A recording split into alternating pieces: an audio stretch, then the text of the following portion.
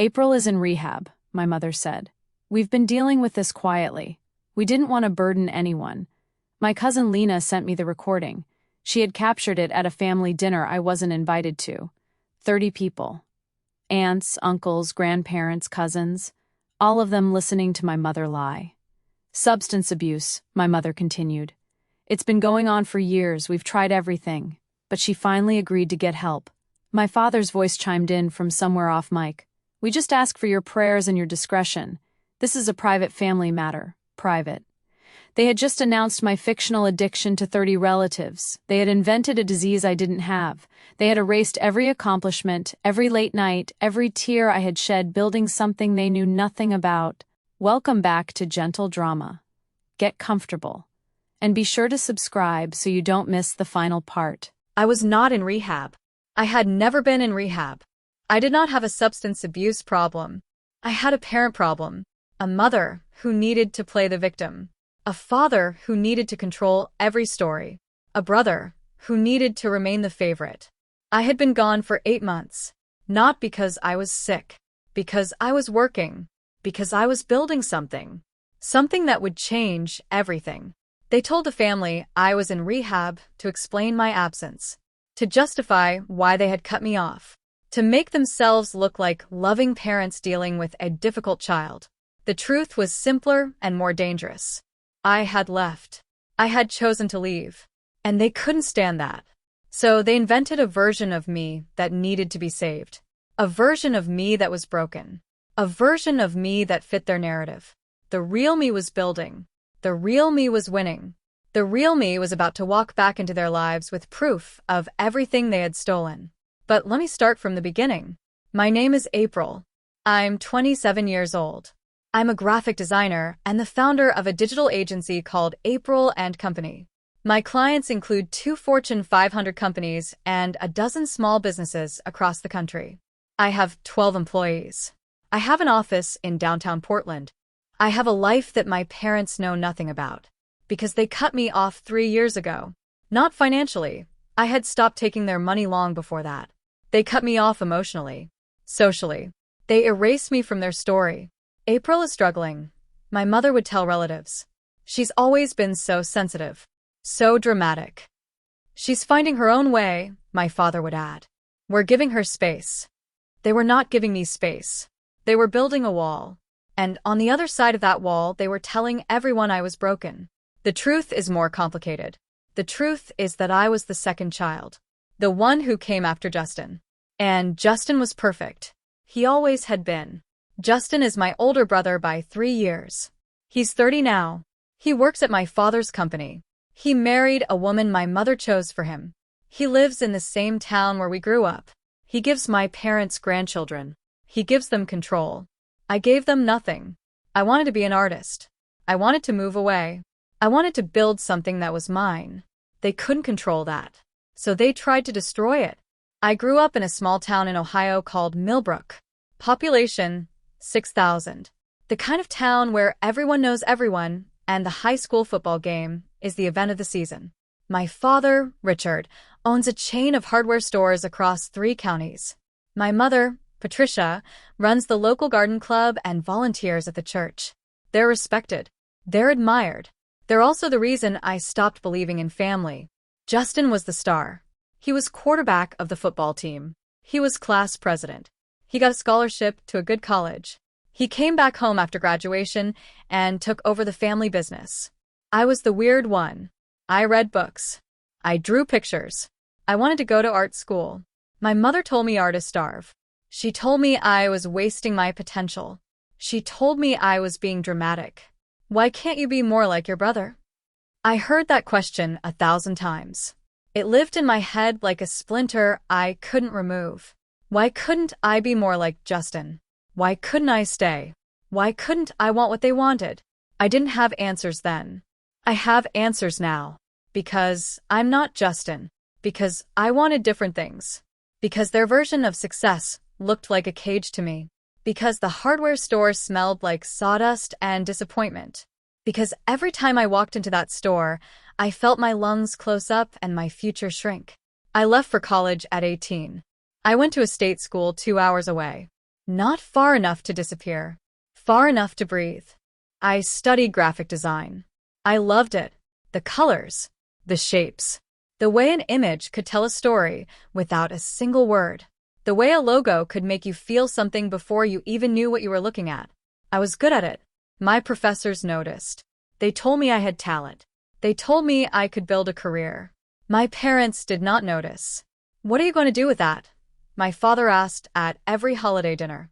Build a career, I said. You mean sit at a computer and draw pictures? I mean build something meaningful. Something that helps people communicate.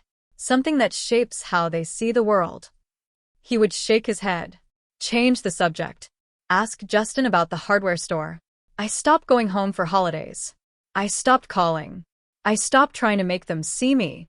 They didn't notice. Or if they did, they didn't care. The first time my mother told someone I was struggling, I was 23. I had just graduated. I had moved to Portland 3 weeks earlier. I was sleeping on an air mattress in a studio apartment with no furniture. She told my aunt that I was going through a phase, that I would come to my senses, that the real world would wake me up. She didn't mention that I had already found a job, that I was already freelancing, that I had already made my first $1,000 designing logos for local businesses. She didn't mention those things because they didn't fit the story she wanted to tell. The story where I was lost and she was worried. The story where I needed her and she was there. The story where she was the hero and I was the problem. I heard about this struggling comment from my cousin Lena. Lena is my favorite relative. She's a few years older than me. She lives in Chicago. She works as a nurse. She doesn't take sides. She just tells the truth. Your mom is telling people you're having a hard time, Lena said. What kind of hard time? The vague kind. The kind that makes her look good without actually saying anything. I laughed. She's been doing that my whole life. Maybe you should call her. Set the record straight. I don't have the energy. Lena didn't push. She understood. That was 4 years ago. I should have corrected the story then. I should have called my mother and told her to stop. I should have defended myself. But I didn't. Because I was busy. Because I was building. Because I thought the truth would eventually speak for itself. It didn't. The truth doesn't speak for itself. The truth needs a voice. And I wasn't ready to use mine yet. The second time my mother escalated the story, I was 24. I had just landed my first major client. A tech startup in Seattle. They needed a complete rebrand. Logo, website, pitch deck, social media templates. They paid me $15,000. It was the most money I had ever made. I used it to buy a better laptop, to upgrade my software, to rent a small office space, to stop eating rice and beans every night. I didn't tell my parents. I didn't tell anyone in my family except Lena. That's amazing, April, Lena said. You should be proud. I am proud. I just don't want to deal with their reaction. What reaction? The one where they pretend it doesn't matter. The one where they say, "That's nice, honey," and then change the subject to Justin's latest promotion. Lena was quiet for a moment. Maybe they've changed. They haven't. I was right. They hadn't. 2 weeks after that phone call, my mother told my grandmother that I was still finding myself. That I was living in a tiny apartment and working odd jobs. That she was praying for me. She didn't mention the client. She didn't mention the $15,000. She didn't mention the office I had just rented. She mentioned the tiny apartment, the odd jobs, the prayer. Because those details fit the story. The story where I was failing and she was faithful. The story where she was the loving mother and I was the wayward daughter. I heard about it from Lena. Again. Your mom told Grandma you're working odd jobs, Lena said. What does that even mean? I don't know. But it's not true, right? No. It's not true. I just landed a $15,000 contract. I'm renting office space. I'm building a business. Then why don't you tell them? Because they won't believe me. Or they will, and they'll find a way to make it seem like I got lucky. Like it wasn't hard work. Like I didn't earn it. Lena sighed. That's exhausting. It is. That's why I don't engage. The lie became a full-time occupation for my mother when I was 25. I had been in Portland for 2 years. My business was growing. I had hired my first employee, a designer named Mia. We worked out of my apartment, 2 desks shoved against the wall, a whiteboard covered in sketches, a coffee maker that never stopped brewing. I didn't go home for Christmas that year.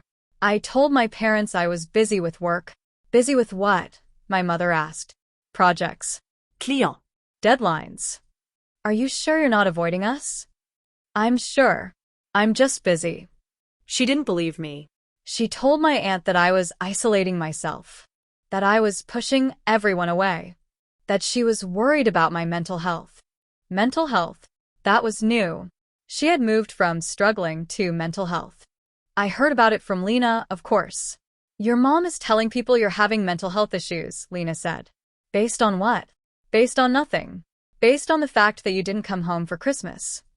So skipping one family dinner is now a mental health crisis? Apparently. I wanted to be angry.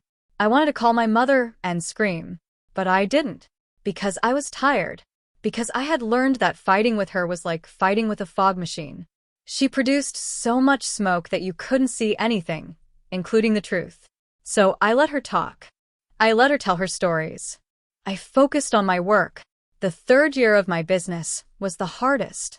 We had moved into a real office, a small space in a building with other creatives. We had hired 2 more people, a developer and a project manager. We had clients. We had revenue. We had momentum, but we also had cash flow problems, late payments, unexpected expenses, a developer who quit in the middle of a project. I worked 80-hour weeks. I answered emails at midnight. I took client calls on Sundays. I didn't sleep. I didn't eat well. I didn't exercise. I was not in rehab. I was not having a mental health crisis. I was building a company. And building a company is hard. My parents didn't know any of this. They thought I was still freelancing. They thought I was still living in my tiny apartment. They thought I was finding myself. They told the family I was taking time off to focus on my health. They didn't specify what kind of health. They didn't have to. The ambiguity was the point. People filled in the gaps themselves. Some thought I had cancer. Some thought I had a nervous breakdown. Some thought I was in a cult. I heard all of these theories through Lena. I laughed at some. I cried at others. I didn't correct any of them. Because I was too busy. Because I was too tired. Because I thought the truth would eventually come out on its own. It didn't. The breaking point came when I was 26. I had just signed my biggest contract yet. A Fortune 500 company needed a complete brand overhaul. 6 figures. Multiple deliverables. A team of 5 people working for 6 months. I was ecstatic. I was terrified. I was also, for the first time in years, financially secure. I decided to call my mother. Not to ask for anything. Just to tell her the news. To share something good. To see if she could be happy for me. She answered on the 3rd ring. April? Is everything okay? Everything's great, Mom. I just signed a huge contract. A Fortune 500 company. 6 figures. Silence. Mom? Are you there? I'm here. I'm surprised. Surprised? Why? Because your father and I have been worried about you. We thought you were. What? You thought I was what? We thought you were struggling. We thought you might need help. I don't need help, Mom. I need you to be happy for me. I am happy for you. I don't understand how you got this contract. What's there to understand? I worked for it. I pitched for it. I earned it. Of course you did. We didn't know you were doing so well. Because you never asked. Because you were too busy telling everyone I was struggling. That's not fair, April. Fair? You've been telling people I have mental health issues. You've been telling people I'm isolating myself. You've been telling people I'm struggling. None of that is true. And you know it. I was worried. You were controlling. There's a difference. She hung up. That was the last time I spoke to her for a year. She didn't call. I didn't call. The silence between us grew thick and heavy. I focused on my work. The Fortune 500 project was a success. It led to more clients, more revenue, more employees. By the time I turned 27, April and company had 12 employees and a waiting list of clients. I had an office with a view. I had a team that felt like family. I had a life that was mine. My parents knew none of this because they had stopped asking, because they had stopped listening, because they had already decided who I was. The voicemail from Lena came on a Tuesday. April, you need to hear this. Your mom is having a family dinner next weekend. She's been telling everyone you're in rehab. I recorded it. I'm sending it to you. The recording arrived an hour later. April is in rehab, my mother said. We've been dealing with this quietly. We didn't want to burden anyone. I listened to the whole thing. 3 minutes of lies. 3 minutes of my mother playing the victim. 3 minutes of my father supporting her. When it ended, I sat in my office and stared at the wall. I wasn't angry. I wasn't sad. I was something else. Something colder. I was done. I picked up my phone. I called Lena. I heard the recording. I'm sorry, April. I didn't know what else to do. You did the right thing. Thank you. What are you going to do? I'm going to let them have their dinner. You're not going to confront them? I'm going to let them have their dinner.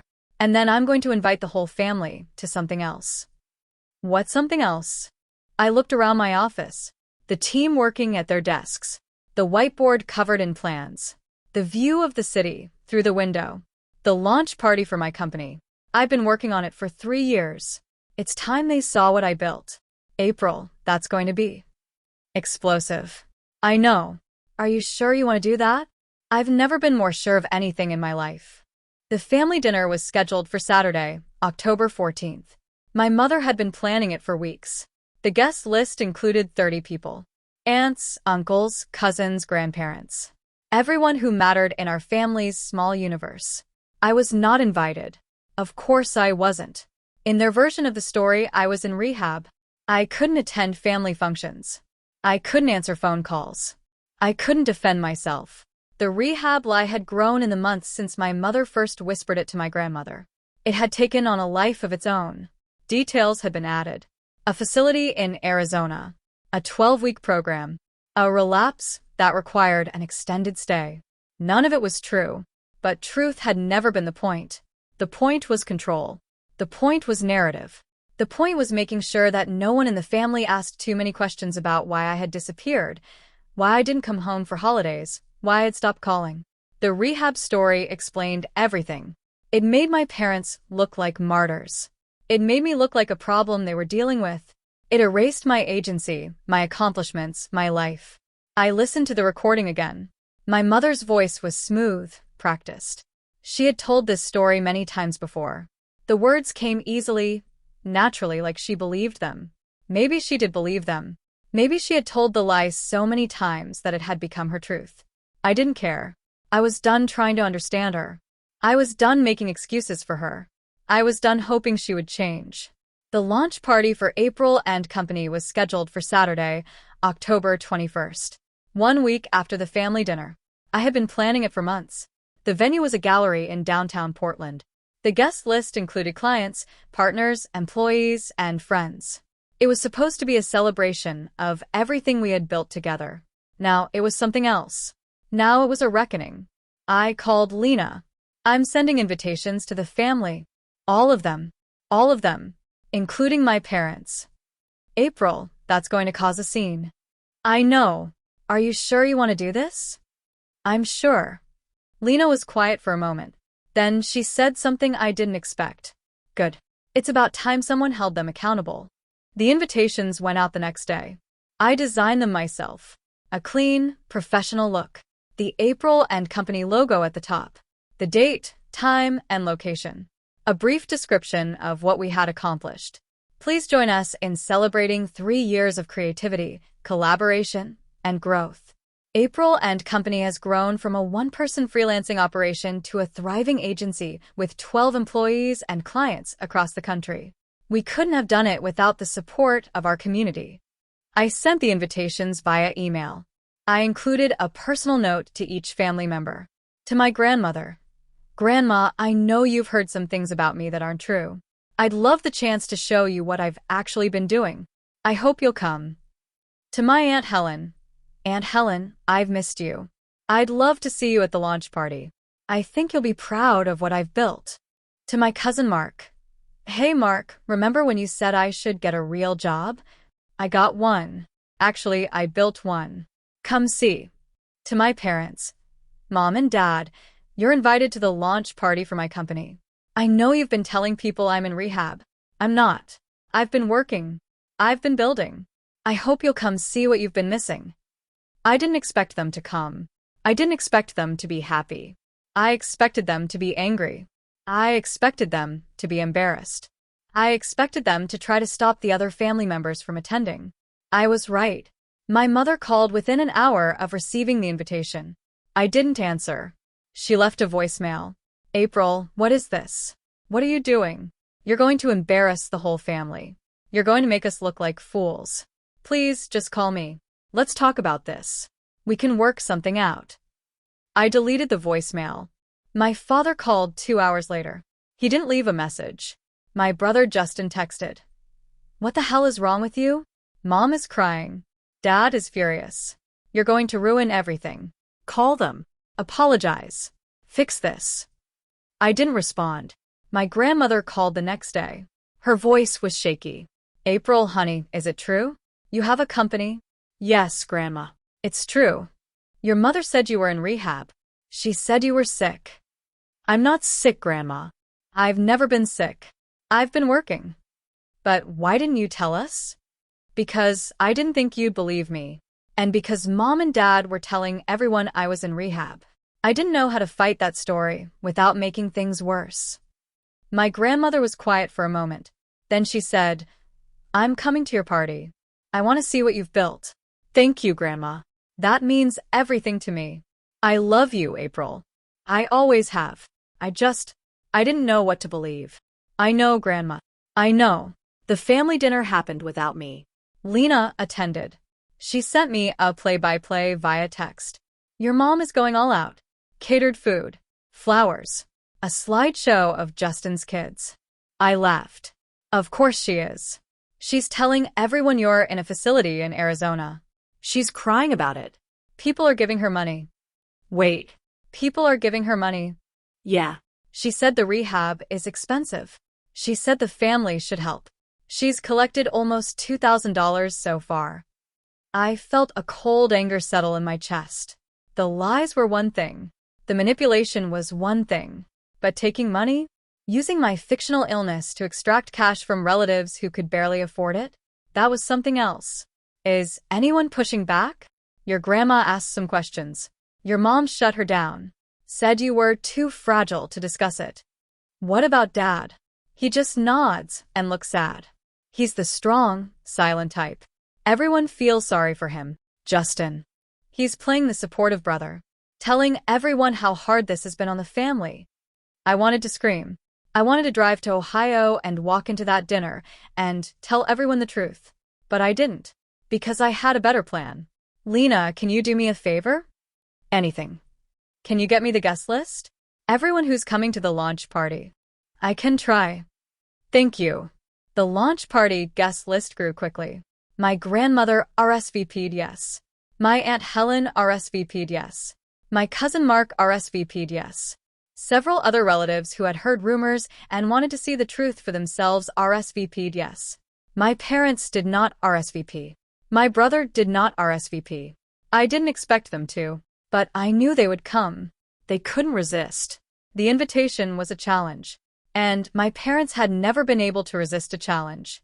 They would show up. They would try to control the narrative. They would try to make themselves look like victims. They would try to make me look like the villain. They had no idea what they were walking into. The week before the launch party was chaos.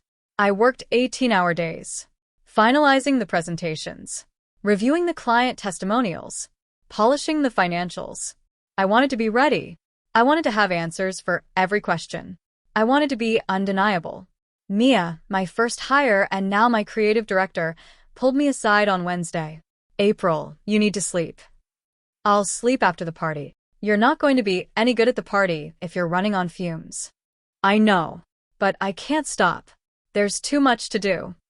What's really going on? This is more than a launch party. You're acting like you're going into battle. I looked at her. She had been with me for 3 years. She had seen me at my worst and my best. She deserved the truth. My family is coming. Your family? The ones who think you're in rehab? Yes. And they don't know about the company? They know now. I sent them invitations. April, that's. I know. Mia sat down across from me. Tell me everything. I told her. The whole story. The lies. The manipulation. The money. The rehab story. The family dinner.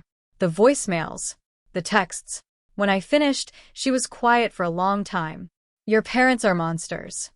They're not monsters. They're just broken. Broken people can still be monsters, April. They took money from relatives who thought they were helping you get treatment for a disease you don't have. That's not broken. That's criminal. I didn't argue. I couldn't. What are you going to do at the party? Mia asked. I'm going to show them what I built. I'm going to let the facts speak for themselves. And then I'm going to tell them that I'm done. Done with what? Done with pretending. Done with making excuses for them. Done with being the daughter who disappeared so they could have a story. Mia reached across the table and took my hand. I'm proud of you. You know that, right? I know. And I'll be right next to you at the party. Whatever happens. Thank you, Mia. That means more than you know. My parents arrived in Portland on Friday, October 20th. I knew because Lena texted me. She had seen them at the airport. They looked tense and dressed up. I wasn't surprised. They had probably spent the whole flight rehearsing their lines, planning their strategy, deciding how to spin the situation. They would try to make themselves look concerned. They would try to make me look unstable. They would try to convince everyone that my company was a delusion, a fantasy, a symptom of my mental health issues. They had no idea how solid my foundation was. They had no idea how many people believed in me. They had no idea how many receipts I had. I had bank statements, client contracts, employee records, tax documents, years of proof. Proof that I had been working. Proof that I had been building. Proof that I had been telling the truth while they were telling lies. I didn't want to destroy them. I just wanted to be seen. But if destroying them was what it took to be seen, I was ready. The night before the launch party, I couldn't sleep. I lay in my bed, staring at the ceiling, running through every possible scenario. My parents would show up early. They would try to talk to me before the other guests arrived. They would try to manipulate me into canceling the event. I would refuse. They would get angry. They would say terrible things. They would try to make me feel guilty. I would stand my ground. They would appeal to the other guests. They would tell their version of the story. They would try to turn people against me. I would let the facts speak for themselves. I had been preparing for this moment for years. Not consciously, but every late night, every early morning, every contract signed, every client satisfied was a brick in the foundation I was standing on. They couldn't shake that foundation. They could try. They would fail. I closed my eyes. I took a deep breath. Tomorrow, everything would change. The morning of October 21st dawned gray and cold. Portland rain tapped against my apartment windows like impatient fingers. I had been awake since 4 a.m., not from nerves, from something closer to clarity. The kind of clarity that comes when you've been waiting for a moment for so long that you stop being afraid of it. The kind of clarity that comes when you have nothing left to lose because you've already lost everything that mattered. I showered. I dressed carefully. A navy blue dress I had bought for this specific day. Professional. Strong. Not too formal, not too casual. The dress said, I am in charge. I belong here. The dress said, I built something, and I am not sorry. I looked at myself in the mirror. 27 years old. Dark circles under my eyes from months of overwork. A scar on my chin from a childhood fall that my mother never bothered to take me to the doctor for. My grandmother's necklace around my throat, the one she had given me when I turned 18, the one my mother said was too old-fashioned and not appropriate for a young woman. I touched the necklace. My grandmother had given it to me on my 18th birthday, in private, after my mother had left the room. This was my mother's, she had said. And her mother's before that. It's been in our family for generations. I want you to have it because you're the one who reminds me of them. Not your mother. Not your sister. You. I had worn it every day since. Through college, through the early years of freelancing, through late nights and early mornings and moments when I wanted to give up. The necklace was a reminder that someone believed in me, that someone had always believed in me, that my mother's lies did not define my reality. Today, I whispered to my reflection. Today is the day. The venue was a gallery in the Pearl District. White walls, concrete floors, huge windows that faced the street. I had rented it for the evening, and my team had spent the past 3 days transforming it into a showcase for April and company. Client work on the walls, testimonials on placards, a projector screen for the presentation, a table with champagne and appetizers, a small stage with a microphone, a seating area for guests. Everything had been planned down to the smallest detail. Mia was already there when I arrived. She was directing the caterers, adjusting the lighting, making sure every placard was straight, every napkin folded correctly. She had been with me for 3 years. She had seen me at my worst and my best. She had held my hand when I cried and celebrated with me when I succeeded. She was more family to me than anyone who shared my blood. "How are you feeling?" she asked. "Like I'm about to jump off a cliff. A good cliff or a bad cliff? I don't know yet. Ask me tomorrow." She hugged me. Not a quick, perfunctory hug. A real hug. The kind that says, "I see you. I'm with you, you're not alone." "You've got this," she said. "Whatever happens, you've got this. You've been preparing for this moment for 3 years. The work is solid. The team is solid. You're solid." "I know. But my family isn't solid. They're the opposite of solid. They're a sinkhole." "Then let them sink. You don't have to save them." I nodded. She was right. I didn't have to save them. I just had to save myself. The first guests arrived at 6 p.m. My grandmother was among them. She walked through the door slowly, leaning on her cane, looking around the gallery with wide eyes. She was 81 years old. Her hair was white. Her hands were spotted. Her eyes were the same sharp blue they had always been. "April, honey, this is beautiful." "Thank you, Grandma." "You did all this?" "My team and I. We've been working on it for 3 years. I'll introduce you to everyone." She shook her head slowly. "Your mother told me you were in Arizona. She told me you were sick. She told me you couldn't have visitors." "I know, Grandma. She was wrong. She was always jealous of you, you know, of your talent, of your freedom, of the way you looked at the world. The things she couldn't have, she didn't want anyone else to have either." I didn't know what to say to that. I had never heard my grandmother speak about my mother that way. For years, she had been silent. For years, she had watched from the sidelines. For years, she had listened to my mother's stories and said nothing. "Why didn't you come, Grandma? Why didn't you try to find me?" She looked at the floor. "I was scared. I didn't want to believe that your mother could do something like that. I didn't want to believe that my own daughter was capable of lying about something so terrible. So I told myself that maybe she was right. Maybe you were sick. Maybe you needed help. Maybe I was just an old woman who didn't understand. But you're here now. I'm here now. And I'm sorry I wasn't here sooner. I should have trusted my gut instead of listening to her. I should have called you. I should have visited. I should have been the grandmother you deserved." I hugged her. She was fragile and small in my arms. 81 years old. A lifetime of watching her family tear itself apart. "It's okay, Grandma. You're here now. That's what matters." She squeezed my hand. "I'm proud of you, April. I always have been. Even when I didn't say it. Even when I didn't show it. I've always been proud of you."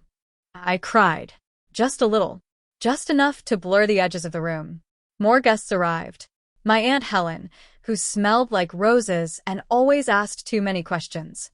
She was my mother's younger sister, the one who had always been kind to me, even when my mother wasn't watching. She had sent me birthday cards every year. She had called on Christmas. She had never believed the rehab story. "April, look at you," she said, holding my face in her hands. "You look beautiful. You look happy. You look like yourself."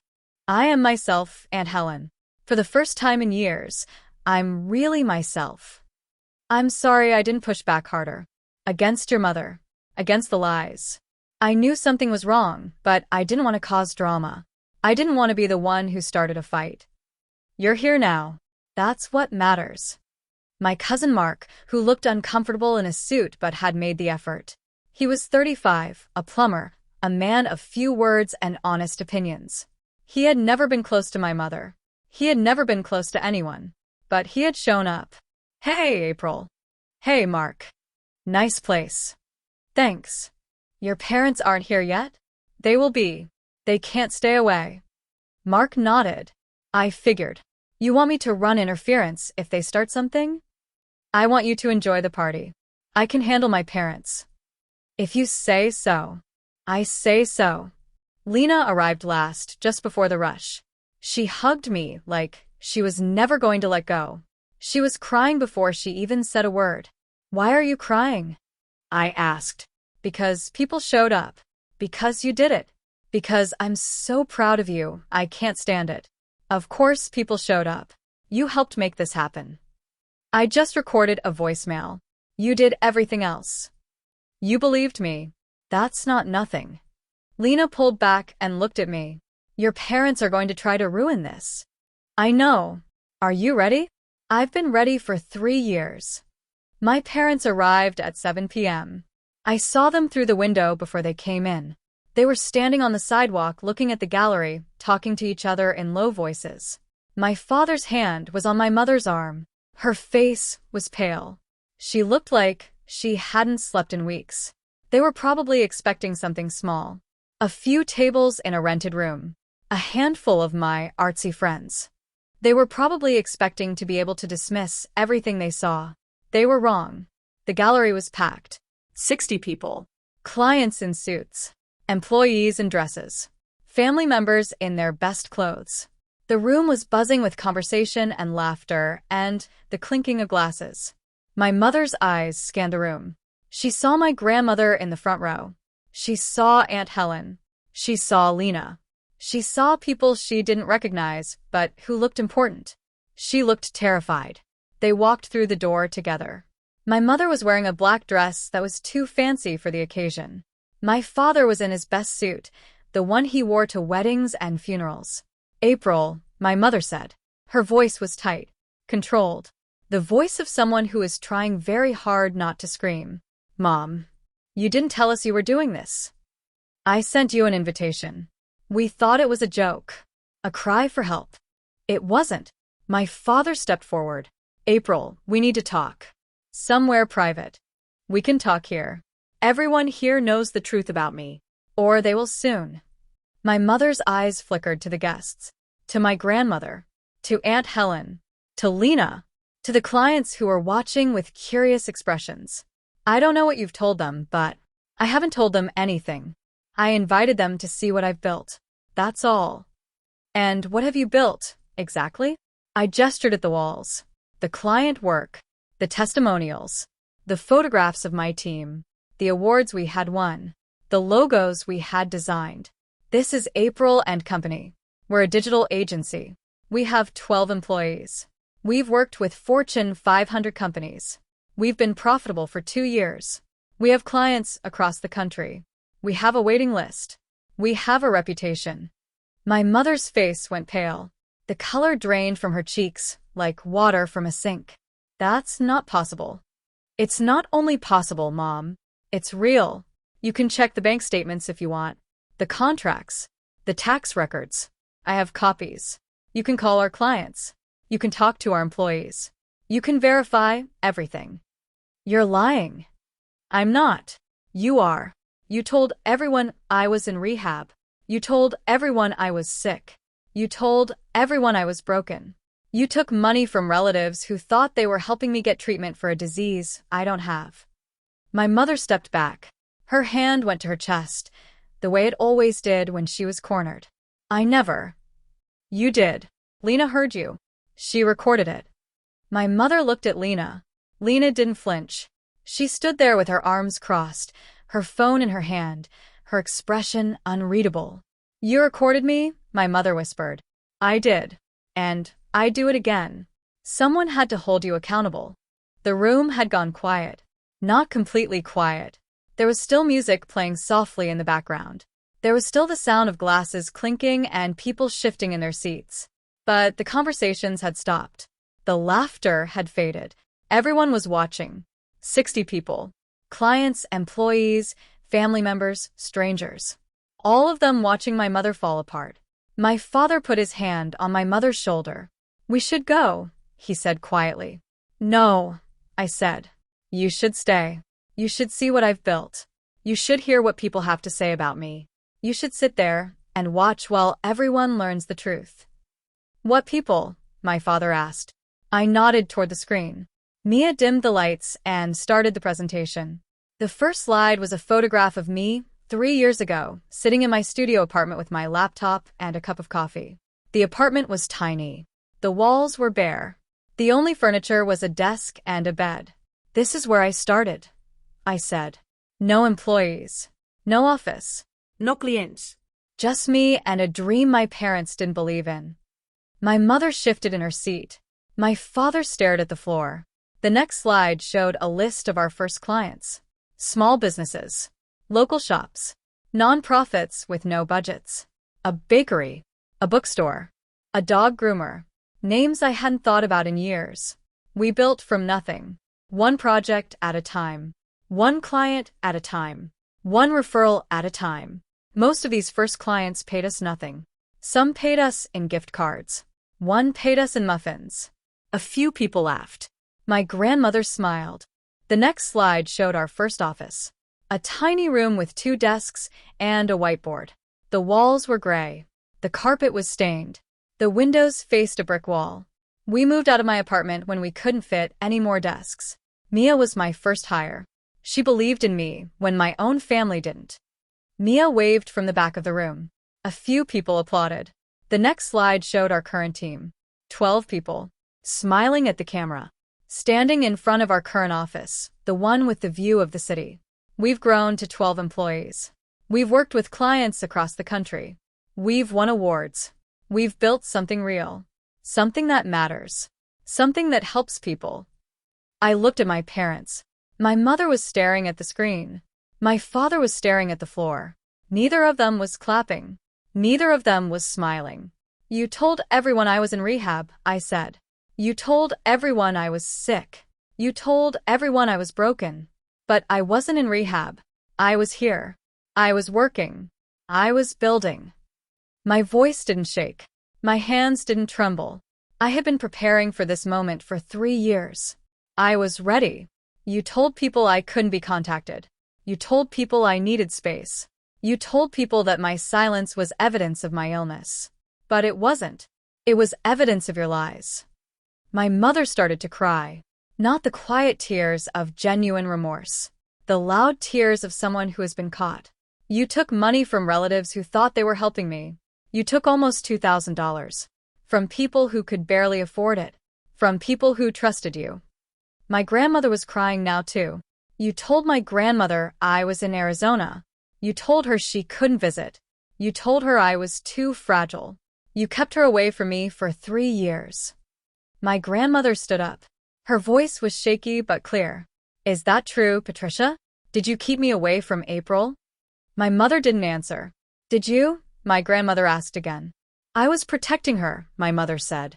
"You were protecting yourself." The room was silent. The kind of silence that feels like a held breath. My grandmother turned to face the room. She was 81 years old. Her voice was weak. But she spoke with the authority of someone who had lived long enough to know the difference between right and wrong. "April is my granddaughter. I have loved her since the day she was born. I watched her grow up. I watched her struggle. I watched her leave." She turned to look at my mother. "I also watched you, Patricia. I watched you favor Justin. I watched you criticize April. I watched you tear her down. I told myself it was none of my business. I told myself she would be fine. I told myself that mothers know best." She shook her head. "I was wrong. I should have said something years ago. I should have protected her. I didn't. But I'm here now." She looked at me. "I'm proud of you, April. I'm sorry I didn't come sooner. I'm sorry I believed the lies. I'm sorry I wasn't the grandmother you deserved." She turned back to my mother. "You should leave, Patricia. You've done enough damage. My mother stood up. Her face was red. Her hands were shaking. You can't do this, she said. You can't turn my own mother against me. I'm not against you. I'm for April. There's a difference. My father grabbed my mother's arm. We're leaving. No, I said. You're staying. You're going to watch the rest of the presentation. You're going to see what I've built. And then you're going to leave. Quietly. They stayed. They didn't have a choice. The rest of the presentation was a blur. Client testimonials, financial highlights, plans for the future. I spoke about my team, about the late nights and early mornings, about the sacrifices we had made, about the clients who took a chance on us when no one else would. I spoke about my grandmother, about her belief in me, about the necklace I never took off, about the way she had always seen me, even when everyone else looked away. I did not speak about my parents. I did not need to. Their silence spoke for them. When the presentation ended, the room applauded. Not the polite applause of obligation. Real applause. The kind that comes from the heart. My grandmother hugged me. My Aunt Helen hugged me. Lena hugged me. My parents stood in the corner alone, surrounded by people who had stopped believing them. My mother tried to speak to my Aunt Helen. Helen walked away. My father tried to speak to my grandmother. Grandma shook her head. You should go, she said. Mom. Go, Richard. You've done enough damage. They left. The door closed behind them. I watched them go. I expected to feel something. Relief. Sadness. Triumph. Vindication. I felt nothing. Just the quiet satisfaction of a job completed. After the party, Lena and I sat in the empty gallery. The caterers had left. The guests had gone home. The lights were dim. The chairs were stacked against the wall. The whiteboard was wiped clean. You did it, Lena said. We did it. I can't believe they showed up. I can. They couldn't stay away. They had to see for themselves. See what? See if I was telling the truth. See if I had really built something without them. See if they could find a way to take credit for it. Lena shook her head. They're never going to forgive you. I'm not asking them to. What are you asking for? I thought about it. For years, I had been asking for their approval, their love, their acknowledgement. For years, I had been waiting for them to see me. I wasn't asking for any of that anymore. I'm asking to be left alone. I'm asking to live my life without their lies following me. I'm asking to be free. Lena nodded. You deserve that. I know. We sat in silence for a while. What are you going to do now? Lena asked. I'm going to grow my company. I'm going to hire more people. I'm going to help more clients. I'm going to build something that outlasts me. And your parents? I'm going to let them go. Just like that. Just like that. I can't carry them anymore. I've been carrying them my whole life. It's time to put the weight down. My phone buzzed on the drive home. A text from my mother. You've made your point. Now stop this nonsense and come home. I didn't respond. Another text. Your father is having chest pains. The doctor says it's stress. I still didn't respond. Another text. If something happens to him, it's your fault. I pulled over to the side of the road. The rain was falling harder now. The windshield wipers swept back and forth. I read the message 3 times. She was trying to guilt me. She was trying to manipulate me. She was trying to make me responsible for her choices. The same pattern. The same cycle. The same lies wrapped in the language of love. I typed back. If something happens to Dad, it's because of the lies you told, not because of the truth I told. Goodbye, Mom. I blocked her number. I blocked my father's number. I blocked my brother's number. Then I drove home. The week after the launch party was the quietest week of my life. Not because nothing happened, because everything happened, and I had finally learned how to let it happen without falling apart. I woke up on Sunday morning to an empty apartment. The rain had stopped. The sun was trying to break through the clouds. My phone was dark, silent, free of notifications because I had blocked the people who had made it a weapon. I made coffee. I sat by the window. I watched the city wake up.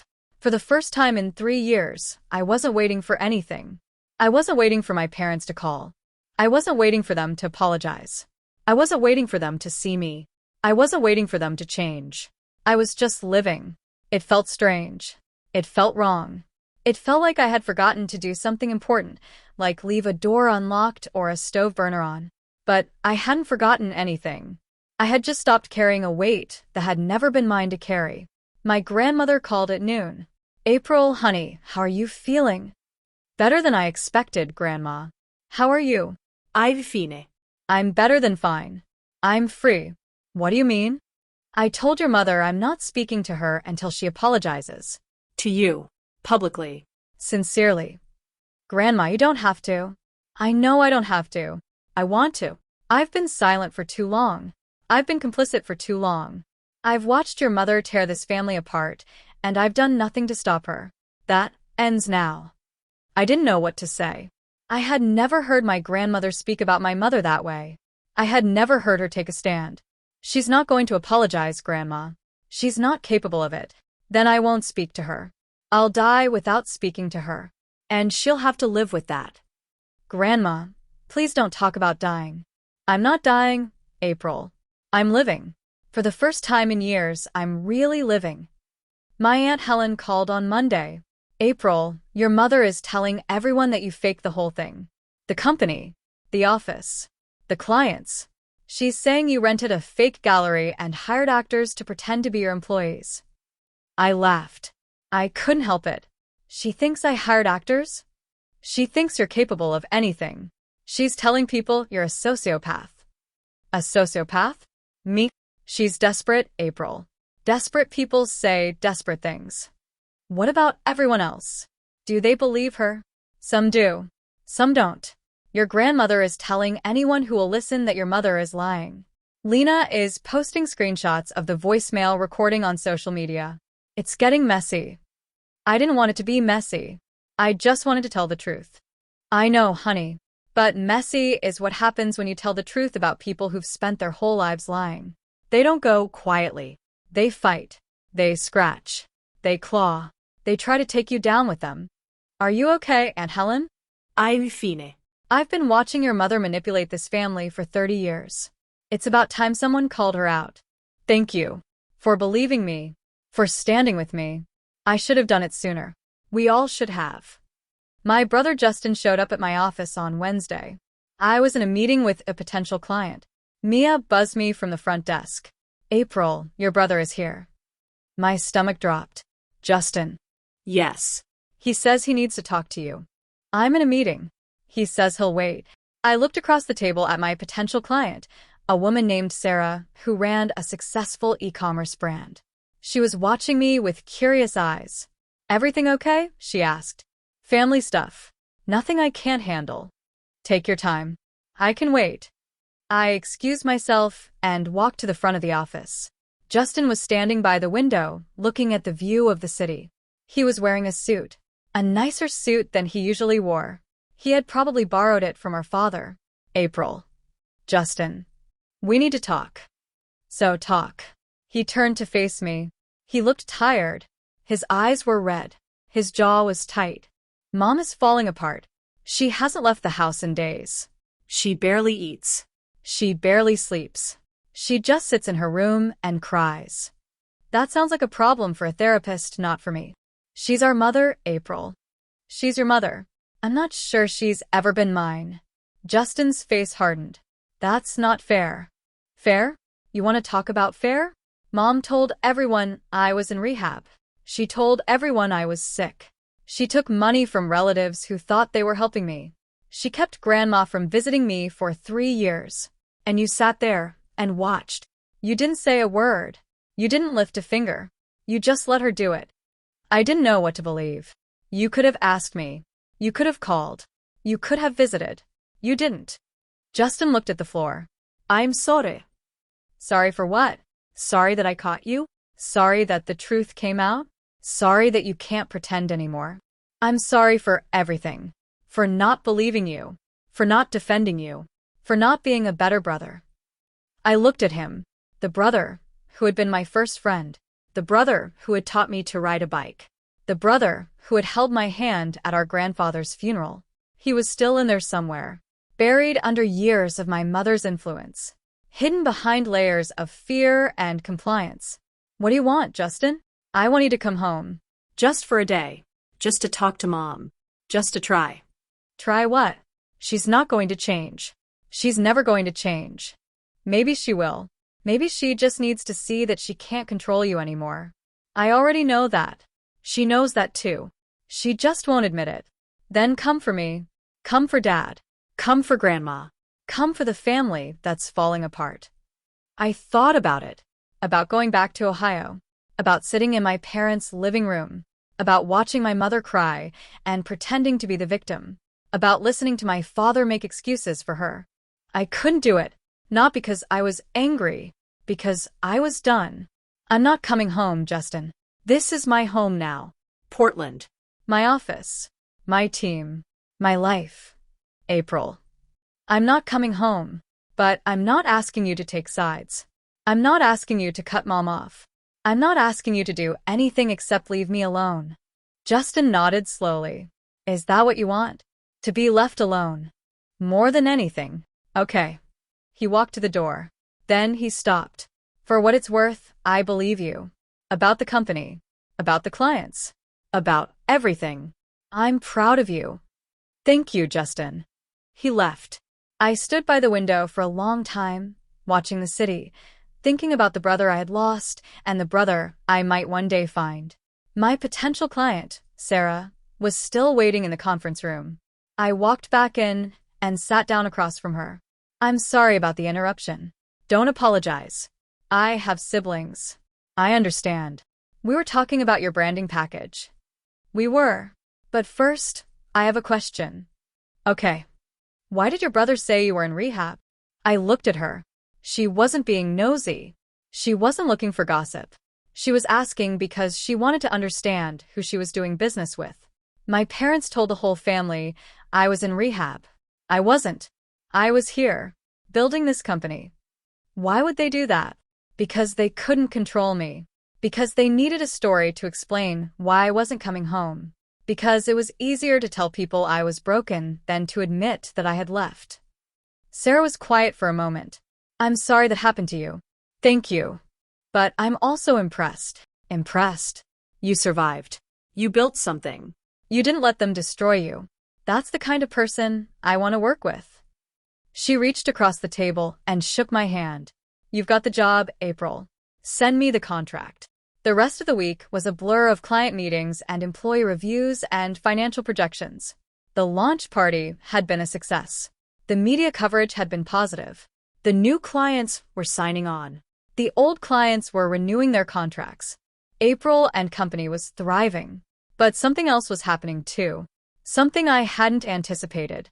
People were reaching out. Not clients. Not colleagues. Family.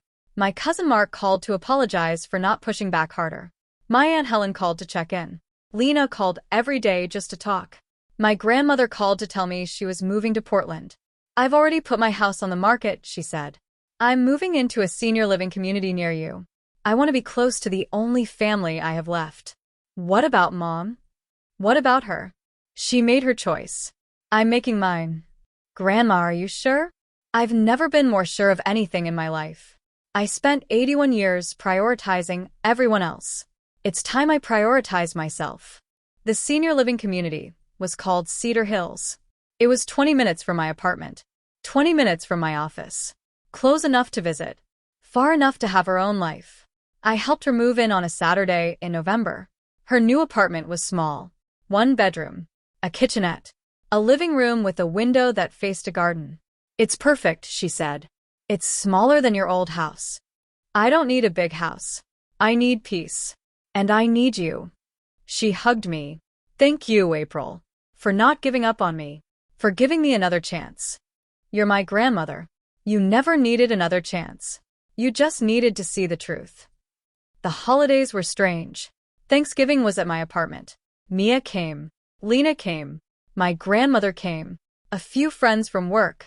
We ate too much. We laughed too loud. We stayed up too late. It was the best Thanksgiving I had ever had. I didn't call my parents. They didn't call me. The silence was peaceful. Christmas was at my grandmother's new apartment. She decorated a small tree. She made cookies. She wore a red sweater that made her look 20 years younger. Aren't you sad? I asked. Not being with the whole family? The whole family is here, she said. You're here. Lena's here. That's the whole family. The rest are just relatives. My mother tried to call on New Year's Eve. I didn't answer. She left a voicemail. April, I know you hate me. I know you think I'm a monster. But I'm still your mother. And I still love you. Please call me. Please let me explain. I deleted the voicemail without finishing it. I didn't hate her. I didn't think she was a monster. I just didn't trust her anymore. And trust, once broken, is not easily repaired. The new year brought new challenges.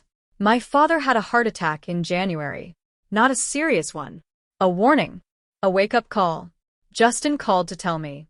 He's okay. He's going to be okay. But he's asking for you. What does he want? He wants to see you. He wants to apologize. He wants to make things right.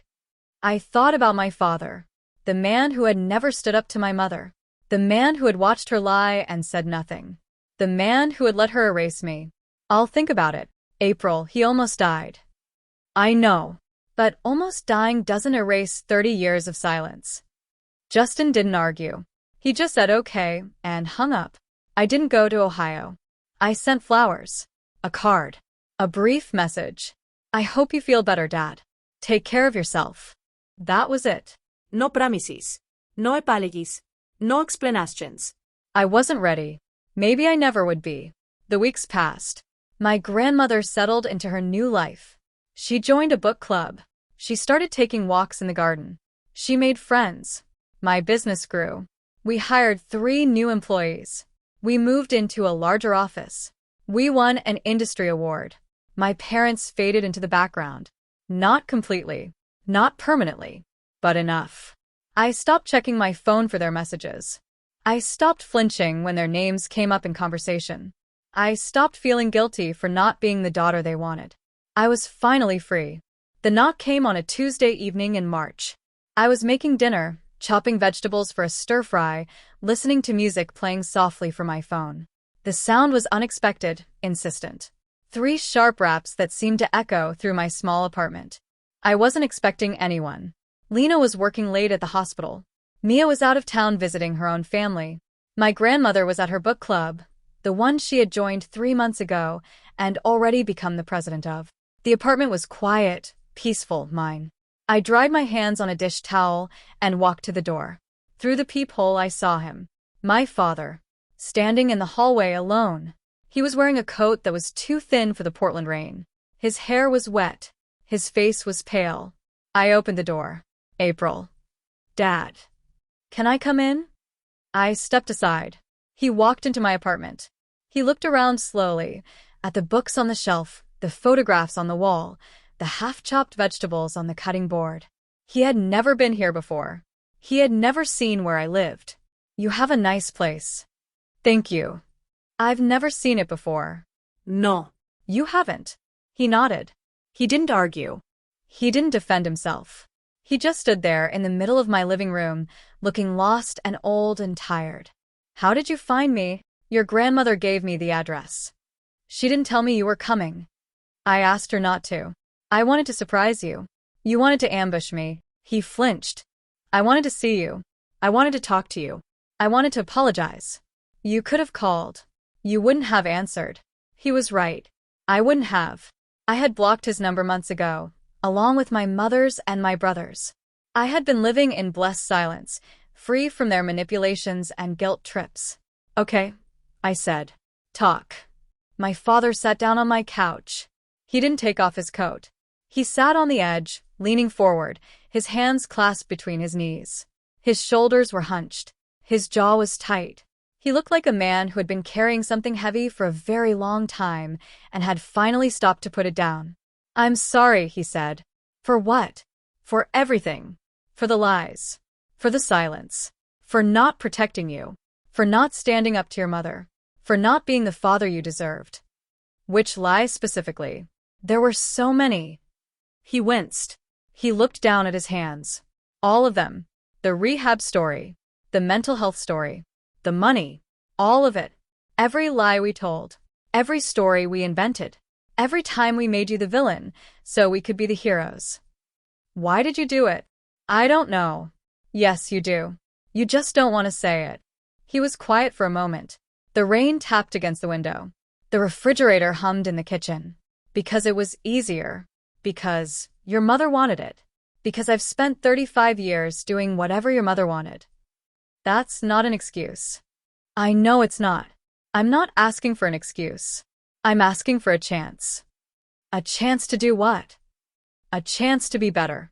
A chance to know you. A chance to be your father. A chance to make things right, even if it takes the rest of my life. I sat down across from him, not close. Far enough away to remind him that trust was not automatic, that it had to be earned, that he had a long way to go. You had 30 years to be my father. You didn't. I know. You watched Mom tear me down. You watched her criticize me, belittle me, dismiss me. You watched her tell me I wasn't good enough, that I was wasting my potential, that I was embarrassing the family. I know. You watched her tell the whole family I was in rehab. You watched her take their money. You watched her keep Grandma away from me for 3 years. You watched her lie and steal and manipulate, and you said nothing. I know. So why now? Why today? Why not 10 years ago? Why not 5 years ago? Why not when I actually needed you? He looked at the floor. His shoulders shook. He was crying but trying to hide it. Because I was scared. Because I was weak. Because I didn't know how to stand up to her. Because every time I tried, she made my life hell. She would scream. She would cry. She would threaten to leave. She would threaten to take everything. And I believed her. I believed she would do it. And now you don't. Now I don't care. Now I've lost everything that mattered. My daughter won't speak to me. My wife won't look at me. My mother won't return my calls. I have nothing left to lose. So you came to me because you have nothing left to lose? He looked up at me. His eyes were red. His face was wet. I came to you because I have something left to gain. I wanted to be angry. I wanted to scream at him. I wanted to list every time he had failed me, every time he had chosen my mother over me, every time he had looked the other way while she destroyed me. But I didn't have the energy. The anger had faded over the months since the launch party. The bitterness had faded. What was left was something closer to pity. Dad, I don't know if I can forgive you. I know. I don't know if I can trust you. I know. I don't know if I can ever look at you and not see the man who let his wife lie about me for 3 years. He nodded. I know. But I'm willing to try. Not for you. For me. Because I'm tired of carrying this weight. I'm tired of being angry. I'm tired of letting you and Mom live rent-free in my head. He started crying again. Not the loud tears of someone who wants attention. The quiet tears of someone who has finally allowed himself to feel something after years of numbness. Thank you, he said. Don't thank me yet. Let's see if you can keep a promise first. Let's see if you can actually change. Let's see if you can be the father you claim you want to be. I will. I promise. Promises don't mean much to me anymore. I've heard too many of them broken. He didn't argue. He just nodded. We talked for 3 hours. He told me about his childhood, about his own father, who had been distant and cold and critical, about his mother, my grandmother, who had stayed silent, just like him, about the way he had learned that love was conditional, that approval had to be earned, that his worth was tied to his obedience. I never wanted to be like him, he said. I wanted to be different. I wanted to be better. But I didn't know how. So you became just like him. I became worse. At least he didn't lie. He told me about meeting my mother, about how she had swept him off his feet, about her energy, her confidence, her ability to make him feel like the most important person in the world. She was intoxicating. I had never met anyone like her. Everyone wanted to be around her. Everyone loved her. I felt lucky that she chose me. When did you realize she was controlling you? He was quiet for a long time. On our honeymoon. She got angry because I ordered the wrong wine. She didn't speak to me for an entire day. I spent the whole time apologizing, trying to make it right, promising to do better. I should have seen it then. I should have left. But I didn't. I told myself it was a one-time thing. I told myself she was just stressed. I told myself marriage was hard. It didn't get better. It got worse. Slowly. So slowly that I barely noticed. She started choosing my friends. She started choosing my clothes. She started choosing how I spent my weekends, how I spent my money, how I spent my time. And I let her, because it was easier than fighting. You let her do the same thing to me. He nodded. I thought she would stop. I thought she would see how talented you were, how special you were, how much you deserved her pride. But she didn't. She couldn't. Your light was too bright for her. She needed to dim it so hers could shine. That's not an excuse for what you didn't do. I know. I'm not offering an excuse. I'm offering an explanation. It's not the same thing. We ordered pizza. We ate it on the couch, sitting side by side, watching the rain fall outside the window. It was strange, unfamiliar, but not uncomfortable. Does Mom know you're here? No. Does she know you're talking to me? She knows I'm gone. She doesn't know where. She didn't ask. Does she care? He was quiet for a moment. He looked at his hands. I don't know. I don't know if she's capable of caring about anyone besides herself. That was the first time I had ever heard him say anything truly honest about my mother. Not defensive. Not protective. Just honest. You're finally seeing her clearly. I'm finally allowing myself to see her clearly. There's a difference. I've known who she was for a long time. I just didn't want to admit it. Why not? Because admitting it would mean admitting that I wasted 35 years of my life. That I sacrificed my relationship with my daughter for someone who never loved me the way I wanted to be loved. That's a hard thing to admit. It's a harder thing to live with. He nodded. I'm learning that. He stayed in Portland for 3 days. I didn't invite him to stay at my apartment. I wasn't ready for that. Too much history. Too much pain. Too many memories of him, sitting silently, while my mother tore me apart. He got a hotel room downtown. A cheap one, not the kind he was used to. He was learning to live with less. My mother had kept most of their money. She had controlled the finances for their entire marriage. When he left, she emptied the joint accounts. Another lesson learned too late. We met for coffee the next morning, for lunch the next day, for a walk along the river in the afternoon. He asked about my business. I told him. He asked about my team. I told him. He asked about my grandmother.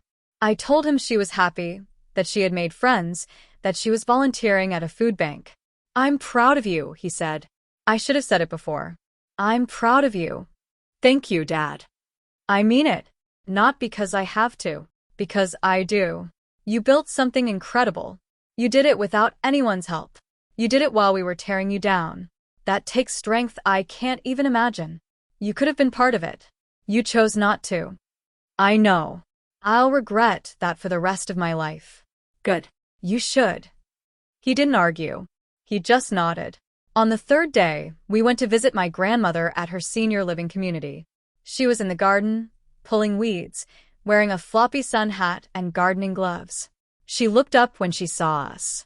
Her eyes narrowed when she saw my father. Richard. Mom. I didn't know you were coming. I wanted to surprise April. She didn't know either. My grandmother stood up slowly. She brushed the dirt off her knees. She walked over to us and stood in front of my father, her arms crossed. Are you here to apologize? Yes. Are you here to make things right? I'm trying. Trying isn't the same as doing. I know, but it's where I am.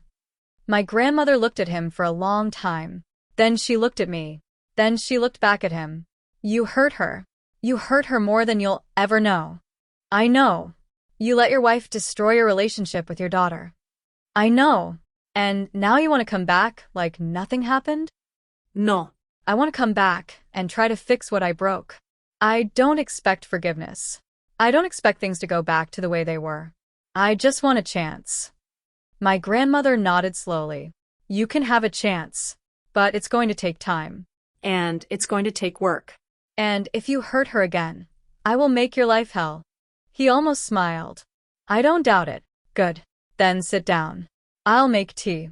We sat in my grandmother's small apartment. She made tea in a pot she had bought at a thrift store. She served it in mismatched cups. She asked my father about his health, about his life, about his plans. He answered honestly. He didn't make excuses. He didn't blame my mother. He just told the truth. I'm staying in a hotel downtown. I don't know how long I'll be here. I don't know what comes next. I just know I can't go back to the way things were. Good, my grandmother said, because the way things were was bullshit. I laughed. I couldn't help it. My grandmother had never sworn in front of me before. What? She said. It's true. It is, my father said. It really is. He went back to Ohio on Friday. He stood in my doorway for a long time before he left. He looked like he wanted to say something but didn't know how. Just say it, Dad. I don't want to mess this up. Then don't. How do I not? I've been messing up for 30 years. You start by showing up. You start by telling the truth. You start by not letting Mom control you anymore. What if she doesn't let me go? Then you leave. You've stayed for 35 years. You can leave. He nodded. He hugged me. A real hug. Not the stiff, uncomfortable hugs of my childhood. Something warmer. Something tentative. I'll call you, he said. I'll answer. Maybe. That's fair. He left.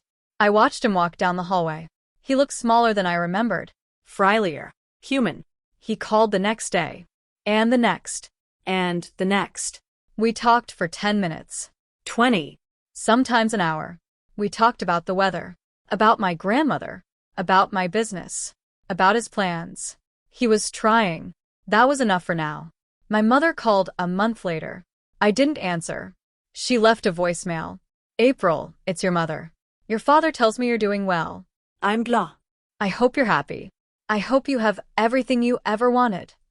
Pause. I'm not going to apologize. I don't believe I did anything wrong. I was trying to protect you. I was trying to protect the family. You may not understand that now. Maybe someday you will. Pause. Your father has left me. He says he needs space. He says he needs to figure out who he is without me. I think you put him up to it. I think you've been poisoning him against me. Pause. I hope you're happy. I hope destroying our family was worth it. Pause. Goodbye, April. I deleted the voicemail. I didn't call back. Here's what I learned. You can't change people who don't want to change. You can't save people who don't want to be saved. You can't love people who don't know how to love. My mother will never be the mother I needed. She will never apologize. She will never admit that she was wrong. She will take her lies to the grave. My father will never be the father I wanted. He will always be weak in ways that frustrate me. He will always be learning lessons he should have learned decades ago. But he is trying. And trying is more than I ever got from her.